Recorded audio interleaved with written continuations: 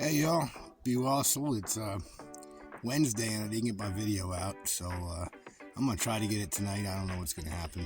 Internet signal hasn't been that good, and I haven't had some of the footage that I wanted. And then something happened. I got a bunch of requests and comments about, hey, we'd really like to see or understand a bit more of what you're doing and what your process is, how you're doing it. So I did something different today, and I think that if I can get it edited tonight, you'll still get it in a hurry. It should be pretty interesting. What I did is I set up cameras in different angles, and I basically let them run all throughout the day. Aside from our breakfast, lunch, and dinner, I just let them run. And I'm going to take that footage and I'm going to condense it down so that you get a little piece of everything that we do in our process. And it's an interesting thing as well, because tonight is a blue moon, and I think I'm going to open this one with that, the blue moon, and just a picture of it. And then I go into this footage, and because I did it the way I did it, there's all kinds of conversation and noise and creek water noise and all kinds of things that I don't need in most of it. So what I'm going to do is I'm going to let VoiceOver Me take over and basically explain to you every step along the way of how we do our process. I'm not saying this is how everybody does it, but it's the way we're doing our thing right now. And as you'll see at the end of the video, every day we get a little better, a little better, a little better, a little better. So with that, let me show you this something real quick, and then we'll get into it. First thing I need to explain to y'all is that a lot of people have been asking about this terrain that we're in, and what all this is that you're seeing here and what we're working is actually old hydraulic mines. Hydraulic mines, they use what was called a water monitor, and they literally blasted all of the dirt and the gravels off of the sides of these mountains. You can see in the background here, the sun's going down, and if you look close, that's not a fog, folks, that's smoke. We got a couple of fires in the area. Nothing that's threatening us at this point in time, but we're keeping an eye on them. Anyways, I wanted to explain this hydraulic tailings stuff, and the sunset spot was a great spot to do it because the whole mountain had been blasted down at one point in time. So without further ado, I will kick it over to my commentator, which is myself, and we'll show you what we do, the process of how we get, whatever we get every day, what we go through. Be right back. Hey y'all, I'm going to start you out at where we left off the day before. That's the face of where we're working up the creek. As you can see, we're working it right down to bedrock, both sides. Taking everything, we've got good gold everywhere. Some dry stacks where we're putting our tailings. We kind of took that from the old timers and the Chinese and stuff like that. That's what they used to do. That blue hose is running up into a pool above this black bucket, and it's feeding through a siphon clean water to that black bucket, which provides clean water to little piggy there. And trust me, it likes clean water.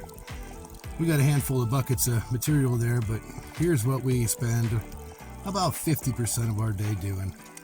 It's not glamorous, it's not glorious. It's moving rocks, shoveling, picking, filling buckets to classify, run them through the classifier, and stockpiling them by the sluice so that we can run as many as possible. Unfortunately, because of this scenario, we're limited to, maybe, 15, 18 buckets a day.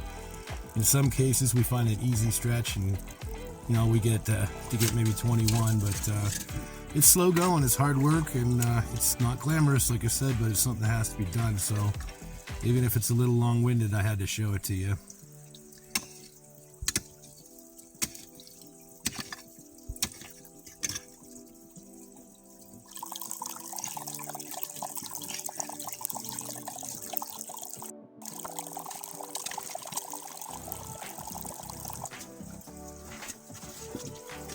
This ground is not easy to dig in. As you can see, it's nothing but boulders, and then these baseball and softball sized river cobbles mixed in. That's why it's good, though. It's the ancient river channel that we're cutting through, and like I say, it takes a lot of work and a lot of I guess fortitude is the word I'm looking for to make it happen.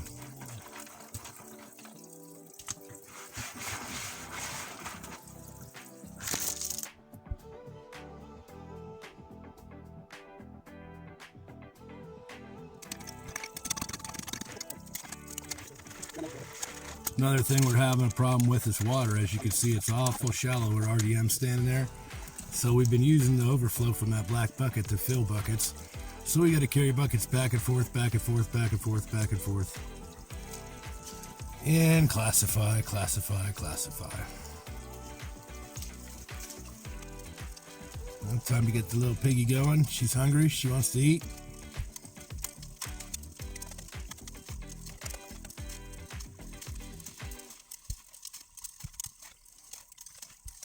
Oh, it's hard to see because it didn't fast forward, but I am feeding this machine quite quickly. I'm able to basically, by the time I empty the scoop, I'm able to put another one in it in an attempt to run as many buckets as possible.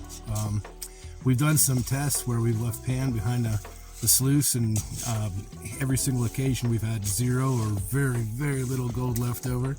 So we're running pretty efficient. We're figuring we're about 97% efficient. Hardly losing anything, but yeah, and here goes every 2 buckets or so, tailings management. Once that backs up, it gets the ripples backed up, and if it does that, then I can wash gold out. That's the last thing I want to do, so I pick up the shovel again.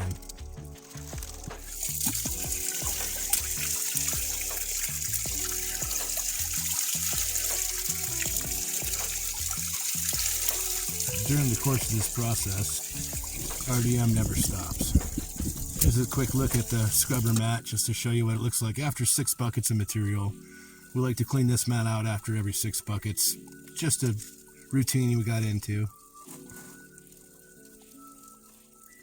Now what you're not seeing here is I'm trying to do a cleanup on that scrubber mat. I had the camera up a little too high and too late to redo it, so this is what you get. But I pull that mat and I put it in a bucket of water, turn it backwards on itself, and shake the living hell out of it, and all the gold should fall out into the water. We replace that mat with a finishing mat, and we run that material through again.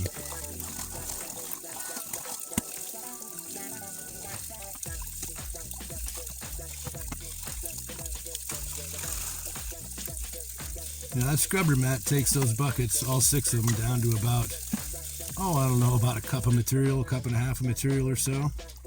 And then this finishing mat will take it down to just a few tablespoons of black sands, the heavies. We'll explain a little bit more about that in a second here. RDM put the finishing mat in, and here we go. Very slowly feeding this thing.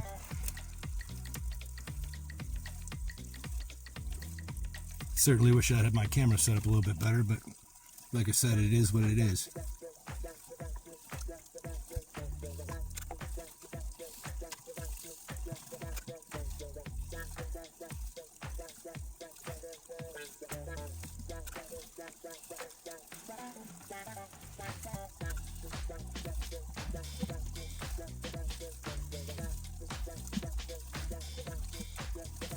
Almost there.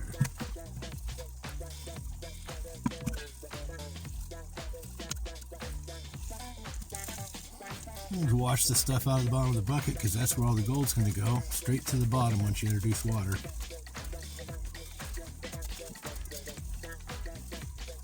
And to ensure that we don't miss anything, we run that through one more time just to make sure.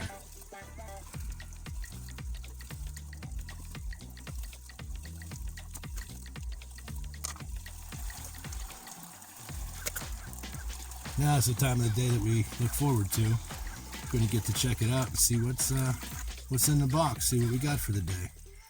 Power off. Header out. Ooh, I see something. Not too shabby. So same process, roll the carpet up, stick it in a bucket of water, clean it out, and then it's RDM's turn to do his magic. What you guys are going to see him do first is he's going to put everything in a pan, and he's going to use his magnet there, and he's going to pull out as much of the black sands as he can. Now, our black sands are about 50% hematite and 50% magnetite. Magnetite sticks to a magnet. Hematite doesn't seem to, or if it does, I'm not aware of it.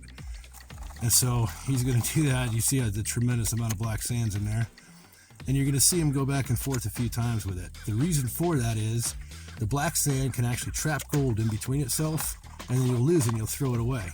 By repeatedly doing this again and again, the gold will eventually fall out to the bottom, and we won't lose it. There's a little bit of something for you.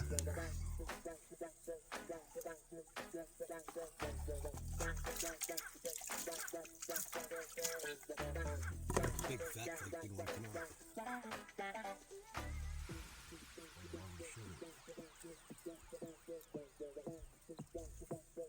This water wasn't so fucking dirty.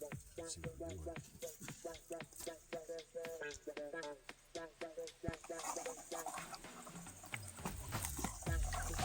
You got to collect it all up.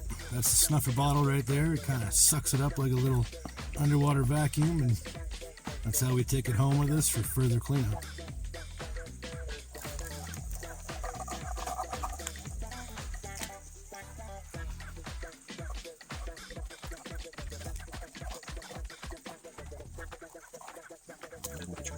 Speed that up a little bit. And then there's always the walk back to the buggy and a little bit of a drive home. But once we get there, we get to see what we got.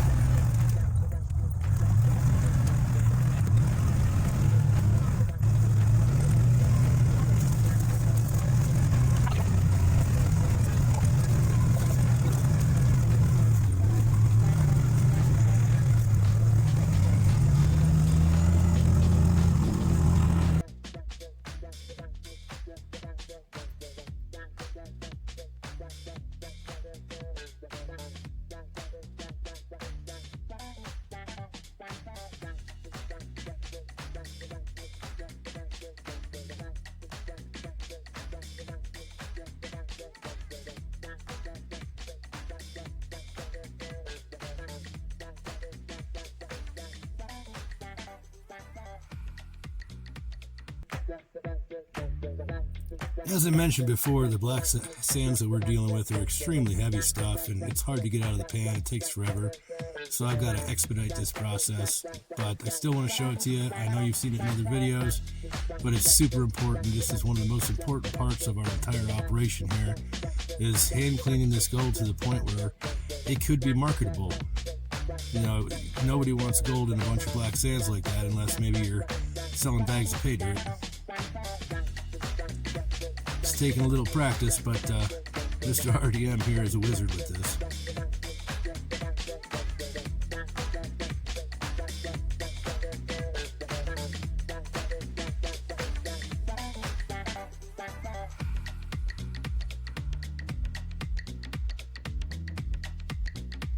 A little wire gold.